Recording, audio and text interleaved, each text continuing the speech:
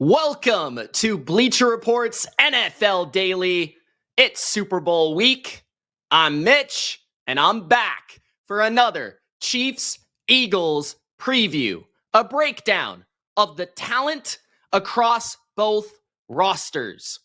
Which team is more talented? Which team is better offensively and better defensively? And even the coaching staff. We're going to break it all down position by position group in this live stream. Of course, let me know live whether you agree or disagree with the advantage for each position on each team. Again, comparing Mahomes to Hurts, Saquon to Kareem Hunt, the secondary of the Chiefs, Trent McDuffie versus Quinyon Mitchell and the Philadelphia Eagles, everything in between. Let's get to it, guys.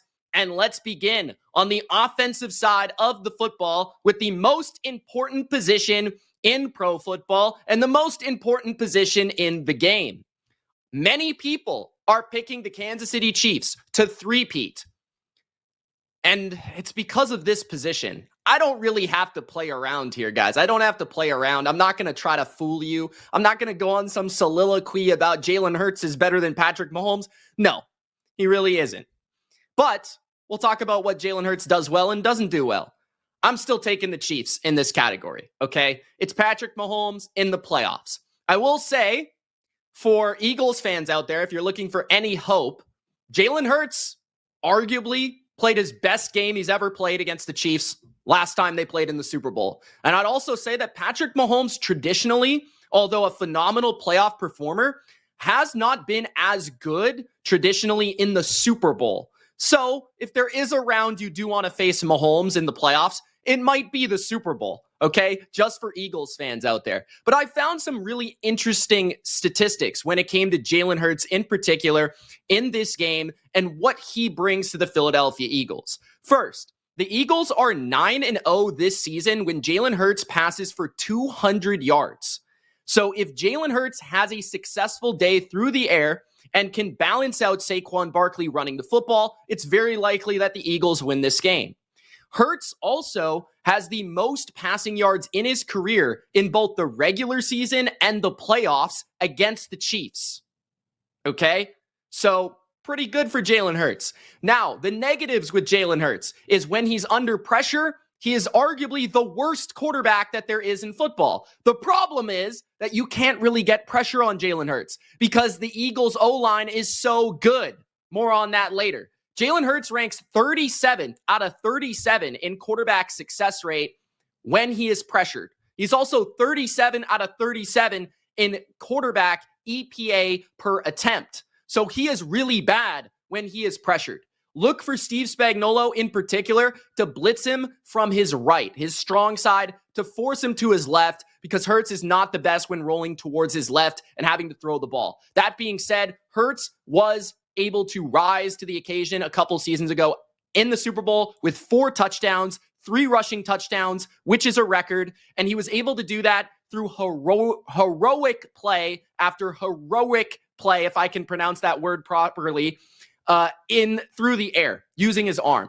So look out for Hurts, look out for him and his ability to play at his best. If he can play at his best, he can counteract the greatness of Mahomes, which we all know is his play in the fourth quarter on big downs, on third down. That's where the Chiefs have the edge. His ability to read the field, his ability to get the ball out, right?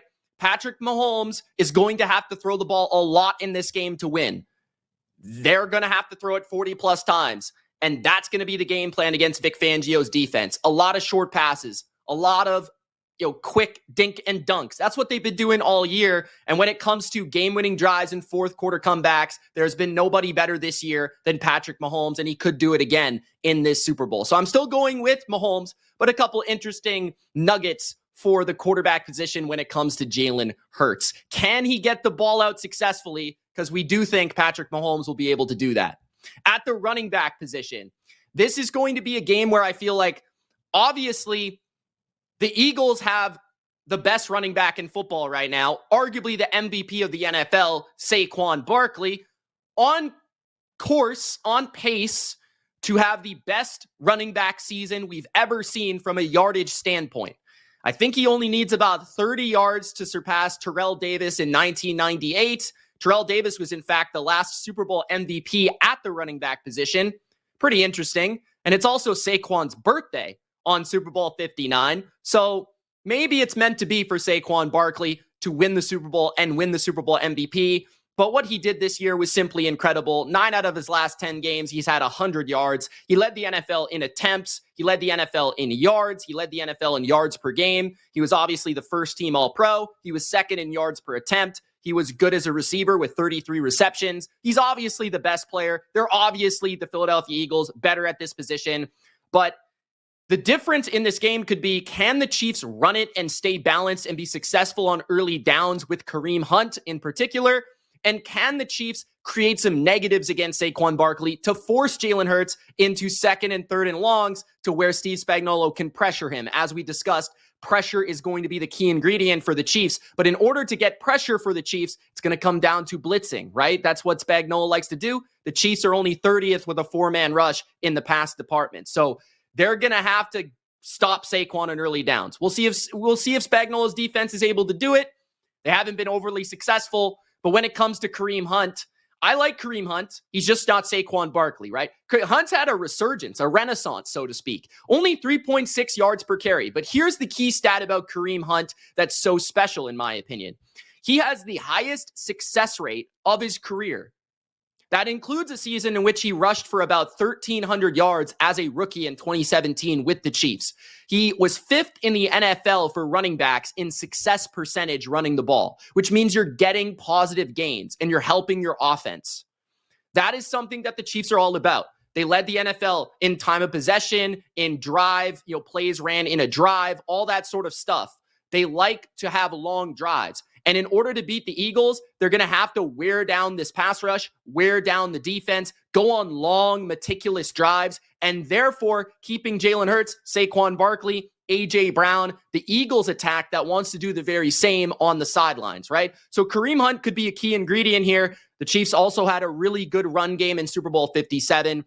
And another thing that I think is so good about Kareem Hunt is his power game. He's so good in between the tackles, just getting positive yards. The Chiefs were the second lowest team in terms of allowing stuffs at the line of scrimmage. So this team really doesn't lose yards. And I think a lot of that comes down to Kareem Hunt. Now the Chiefs do have Isaiah Pacheco. He's explosive and he's fast when he's at his best. He can break a home run, but he has not been good lately. He has been like 3 yards a carry. He has been, just not seeing the field well, not as explosive, not as twitchy, not as quick, not as just big play oriented. And Kareem Hunt, I could see getting 10 to 17, 10 to 20 carries in this game, depending on game script. Saquon is probably going to get about 25 to 30. At the end of the day, they're going to have to ride Saquon to victory, of course, on his birthday. Let's get to the next position, which is the wide receiver and tight end position. We're going to combine these positions together, guys. So pass catchers in combination.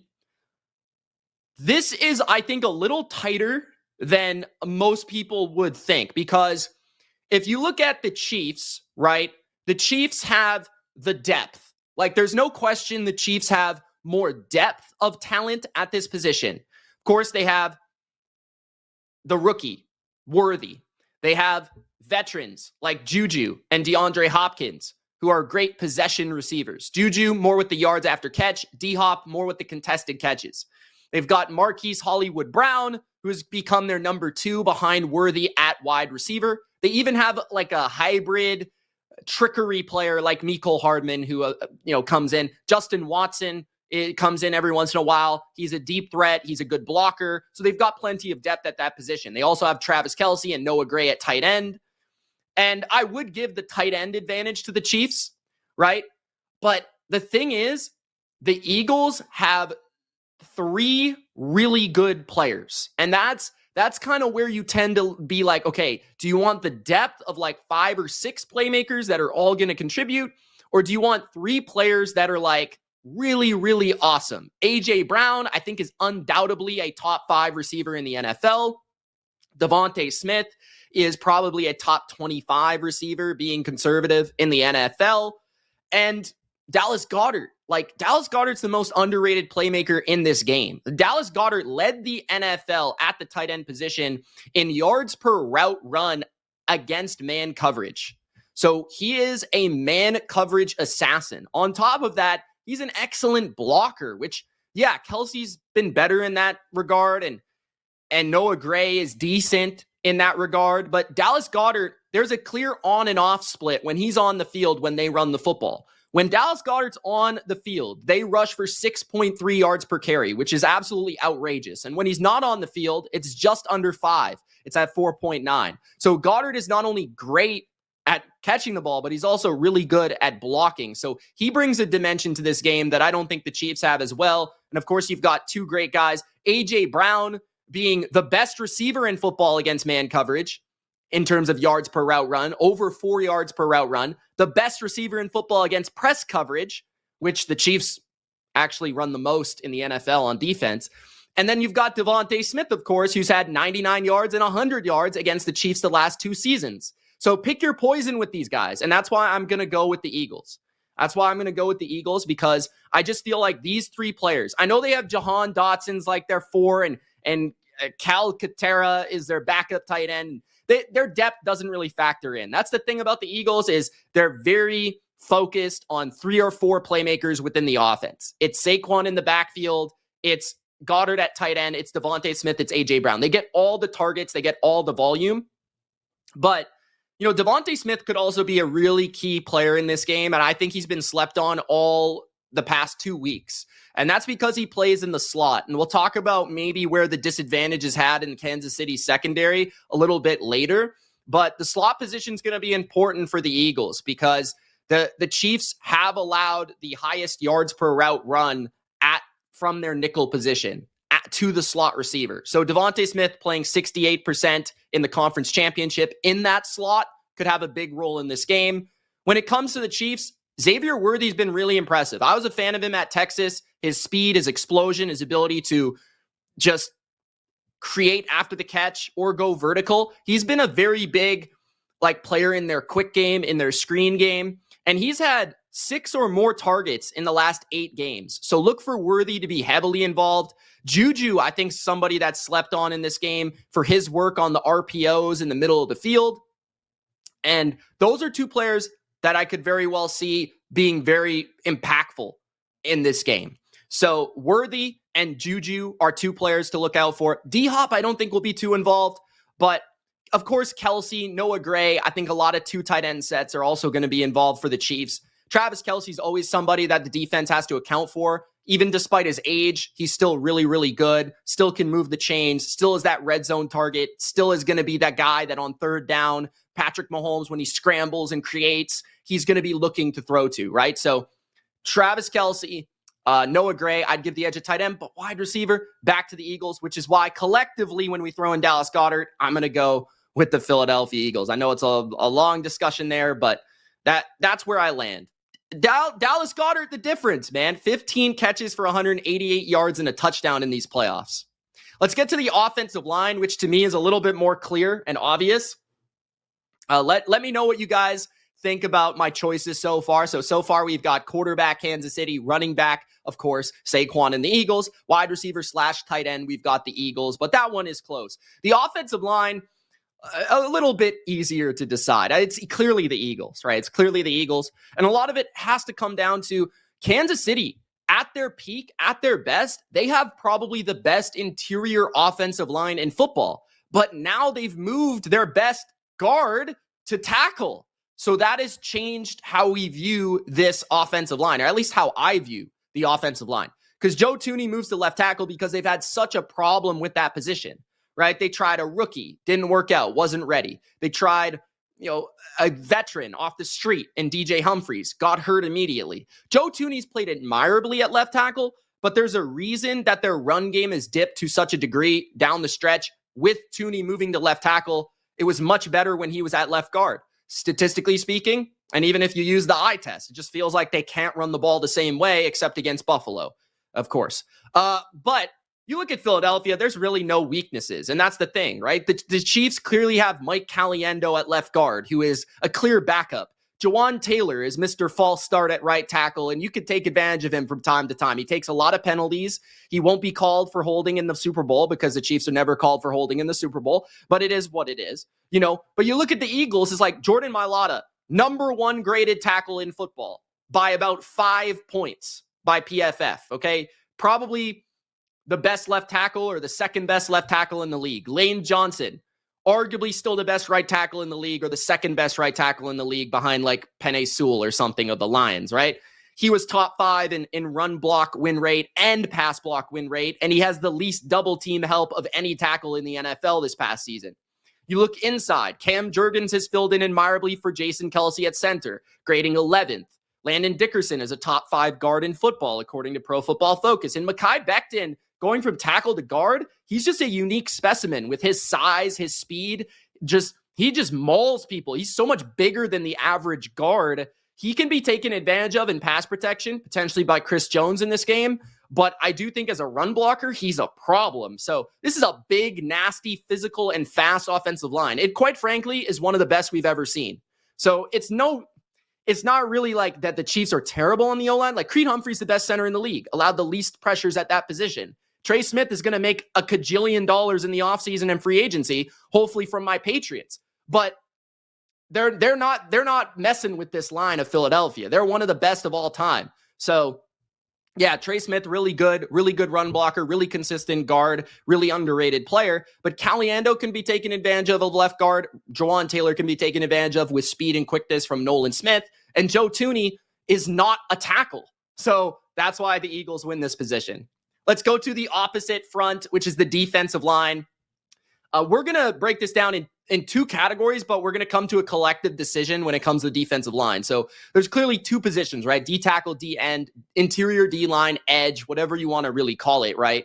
The D line, I think, is a little bit closer than people think. I don't think the Eagles D line is, I think because they're young, they're not thought of in terms of like a dominant unit, but they clearly are one of the best units in the league. I don't think they have the depth that they used to have, even in last Super Bowl, but they've got some players that are just playing phenomenal football at the right time in the playoffs, and we'll dive into that. While the Chiefs have plenty of proven performers in these moments, and they're led by the best player in this game at either position, which is Chris Jones, and probably the best D tackle in football right now. So let's begin with that D tackle position. It's Chris Jones versus Jalen Carter, right? Jalen Carter does lead the playoffs with 20 pressures. He has 9 more than second place. Now, second place is interesting because Chris Jones, right? Chris Jones has played less games. Chris Jones led the regular season in pressures, led the regular season in pass rush win rate, and was second in quarterback hits during the regular season. He's also second in pressures in the playoffs. You know who's tied with Chris Jones at the D tackle position for pressures in the playoffs? Milton Williams of the Philadelphia Eagles, probably one of the most underrated X factors in this game. He graded as the 18th best D tackle for PFF during the regular season, actually getting the second best pass rush grade. He had 10 pressures so far in the playoffs, tied with Chris Jones, and he has the second highest defensive tackle pressure rate since week 10. So he's been a really destructive, dominant interior player, a lot because Jalen Carter's been so good that every team is starting to double team Jalen Carter. Milton Williams is getting one-on-ones, and he's taking advantage. So look out for him against somebody like Mike Caliendo in the game in the Super Bowl. Then you've got Jordan Davis, who actually has played really well as a pass rusher in the playoffs. He has a sack, and he has a 90.1 pass rush grade.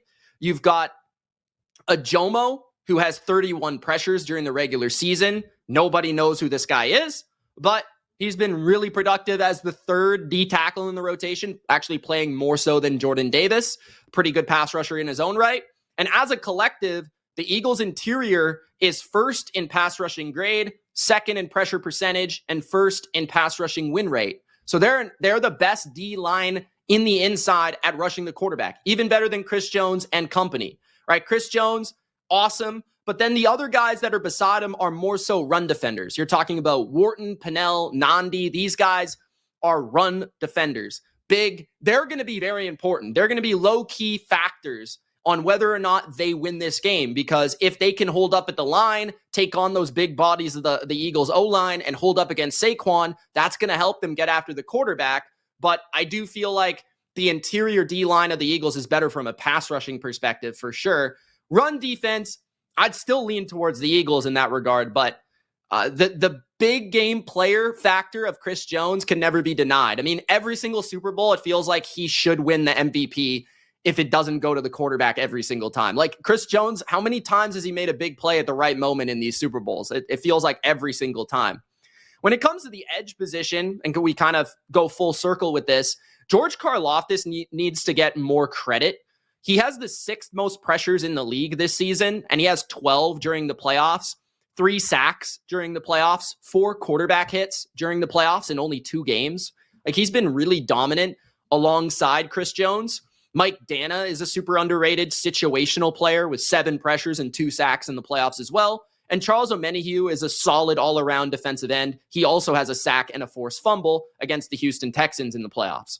So they have 3 guys that can play at the edge position, and I like the versatility that they provide, especially with Dana being able to get inside and rush the quarterback on sub packages and nickel packages on 3rd down. He's very good at that.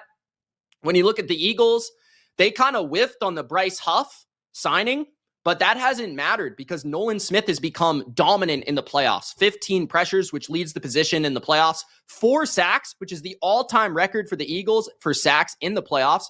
And he'll face Jawan Taylor. So that's going to be an interesting matchup. That's going to be a make or break for the Eagles in this game. Josh Sweat led the Eagles in pressures during the regular season, had 8 sacks in the regular season, but has been quiet in the playoffs. He'll face Joe Thuney.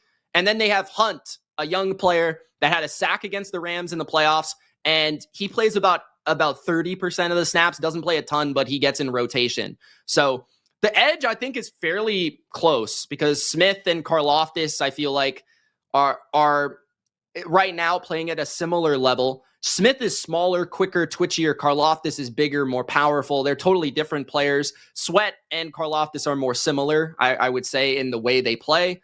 That's a tough conversation just if you break down edge. I'd probably slightly lean towards the Eagles, but it's not like a crazy overwhelming thing. But overall, I would say that the defensive line position does belong to the Eagles overall, because when you just talk about pass rushing, if you just start with their front 4, right?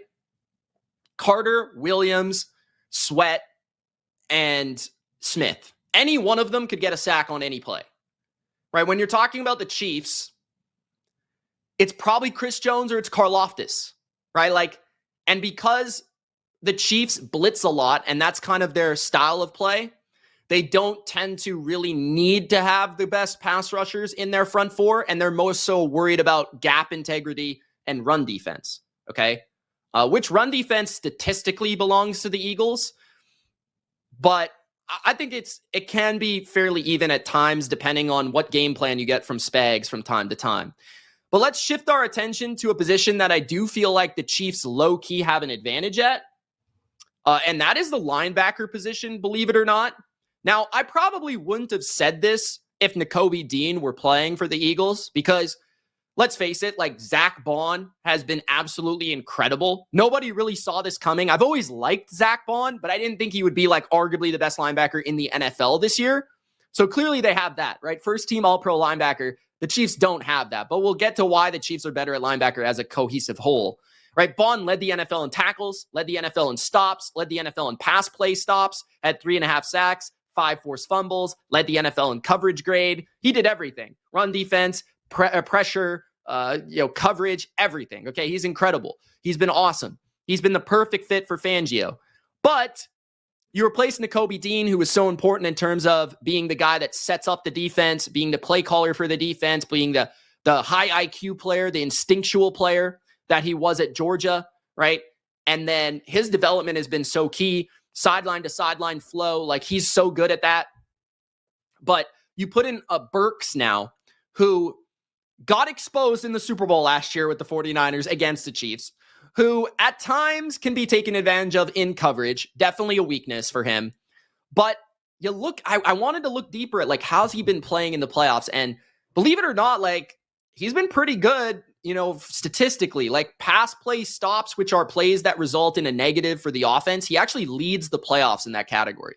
So pass plays where you make the stop, you make the tackle that are not good gains for the offense, that's Burks is all over that. And he also has a pretty good coverage grade at 74. So overall, he's played admirably, I would say. I don't know if he's great, but he's played admirably. They have Jeremiah Trotter Jr., who I'm not exactly sold on. He's their third linebacker if they need him. He doesn't play really at all.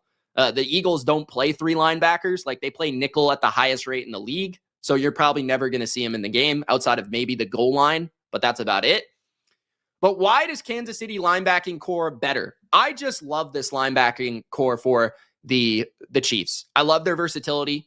I love what you can do with these players, and I love how Spags deploys these players. Nick Bolton and Drew Tranquill are both heavily involved as pass rushers. Both have 16 or more pressures this season, which both rank in the top 12 in the NFL. Both have 3 or more sacks on the season. Tranquill, I think, is more of an athlete. He can flow in coverage better. He's a little bit smaller. Bolton is kind of their do-it-all, high IQ. He's a run defender. He's a pass coverage guy. He's a blitzer. He does everything for them. He plays on like every snap of the game. And he was hugely impactful in last Super Bowl, Super Bowl 57 against the Eagles, where he had that fumble for a touchdown, remember? And Leo Chanel is one of the most underrated niche players in the NFL. He doesn't play on every snap. He plays about 30% of the time. I've talked about this guy at length in other videos about the Super Bowl so far, but this season he had 60 tackles and 3 forced fumbles, and he's going to be critical for the Chiefs in run defense because he has this rare ability for a stand-up linebacker or an off-ball linebacker to also play as an edge player, and he can set the edge. He can be at the line of scrimmage. He had 6 tackles against the Eagles 2 Super Bowls ago and 6 tackles against the Niners last Super Bowl. He had a forced fumble against Christian McCaffrey last Super Bowl. He had a sack against Jalen Hurts in the Eagles Super Bowl, and he had a tackle for loss in both games. So he's been highly influential in their base personnel with 3 linebackers on the field. And of course, against Saquon Barkley, they might play that more this game than most games. Right. So Chanel is a really good player. So I just like that trio and the mix of all of them and what they do for the defense and what they bring to the defense. So, yeah, I would lean towards the Chiefs at the linebacker position. Now, guys, in terms of personnel, we're going to finish this off with the secondary, and we're going to have the safeties and the corners combined, which I think is very fair when you talk about these two teams. I think both these secondaries are very talented. I actually felt like the Chiefs secondary last season was one of the best I've ever seen. I feel like this year, the Eagles secondary is one of the best young secondaries I've ever seen. And, I think Trent McDuffie is probably the best player in this game in the secondary. His ability to play outside or inside. He was an all-pro first team last year at Nickelback, and this year he is a second-team all-pro. So he's clearly seen as one of the best corners in the league. He can tackle, he can cover in man, he can cover in zone. I would say he's better in zone than man, personally. And he's also a good blitzer, as we saw against Josh Allen on the most critical play of the game. He was able to get that pressure, get in his face, and force, basically a falling away throw, right, from Josh Allen. So he's really, really good. But when you balance out full units, I mean, let's just go corner for corner. So Quinyon Mitchell was, I thought, one of the best players in last year's draft. He was my number 1 corner in the draft, and I feel good about that because he's been absolutely unbelievable. He allowed a 7.1 passer rating in the playoffs. 7. Terry McLaurin, outside of, I think, 1 play, was not really seen from in the game. Darius Slay is still playing at a high level. He has 4 PBUs in the playoffs, which leads the playoffs. He also has allowed only a 54% reception percentage. Cooper DeJean, who I honestly did not project necessarily as a corner at the NFL level. I thought of him more as a safety, which is, I think, why he's so good at nickel corner, because he's such a good tackler. He's physical, and he is a freak athletically, even more so than I would have thought. But an interesting stat for DeJean is Since he became a starter for the Eagles have allowed the lowest yards per play in the next gen era. 4.2 yards per play since week 5. So this has been the best defense in the league and one of the best that we've seen in recent seasons. So for that collective, when you compare it to McDuffie, Watson, Connor, Johnson, at the corner position, yes, Jalen Watson is definitely a solid number 2 corner. Good in press coverage. He's allowed the 11th lowest passer rating into his coverage. Good player. But there is a weakness for the Chiefs. That's Connor at nickel corner. And I think that's the difference, right? 1 for 2. Like, if we're going to go number 1 corner, number 2 corner, I'd probably lean Chiefs, honestly, because I think, like, it's close, but I'd probably lean Chiefs. DeJean over Connor is the difference. Connor, he's good as a run defender, but he allowed the 3rd highest completion percentage at his position this year. And like I said earlier, the Chiefs allow the highest yards per route run to the slot position in the NFL. And that's Connor. So I got to say that the 3 corners go to the Eagles. Now that 4th corner, Isaiah Rodgers or Johnson, I would maybe slightly Rodgers if they have to play. But one thing that will be interesting in the Super Bowl is how much does Connor play? Because the Chiefs are going to feature 3 linebackers on early downs, and they might even want to have more size on the field on 3rd down to take on A.J. Brown, and maybe they'll move McDuffie to the nickel position because of Connor's weakness against Devontae Smith. Maybe they would want to change that matchup up. So look out for Johnson to potentially play more snaps than people expect. At safety, this one's tough too. They're totally different units. CJ Gardner-Johnson, I think, has had the best season. He has 6 interceptions, 6th in coverage grade, 16th overall for PFF. Justin Reed is the best run defender in this game at the safety position. Justin Reed has been really good in that regard. But I would say, like, Jaden Hicks, Brian Cook, Justin Reed. These guys are all better run defenders. They're all better in the box. They're all better at tackling. They're all better at that. But Reed Blankenship and CJ are better in coverage, right? So it's kind of pick your poison. They both play totally different schemes.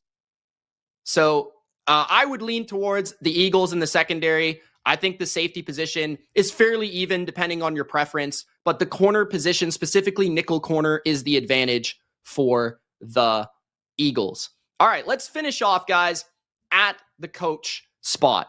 And the coaching spot, I think it's pretty clear. Although the Eagles, one of the biggest reasons they're in the Super Bowl is because of the changes they've made at coordinator this year. Right? Let's not forget about how poorly they were coached last year. So changing to Vic Fangio, changing to Kellen Moore on offense and defense is a reason they're there. And I think Vic Fangio could be a reason the Eagles win this Super Bowl because he is the best defensive coordinator, in my opinion, that Mahomes has ever played in a Super Bowl. So if the Eagles do win the Super Bowl, I think that hire of Fangio is going to be influential. But it's the Chiefs, right? It's Andy Reid, arguably the best coach of all time, in my opinion. Like, even as a Patriots fan, I think he's step for step with Belichick. And he's one of the best offensive minds we've ever seen. With time to prepare, he's one of the best. He's nearly on Batman level, right? Then you look at Steve Spagnuolo. He's one of the best defensive coordinators we've ever seen, winning championships with multiple franchises as a defensive coordinator against some of the best minds and some of the best quarterbacks of all time.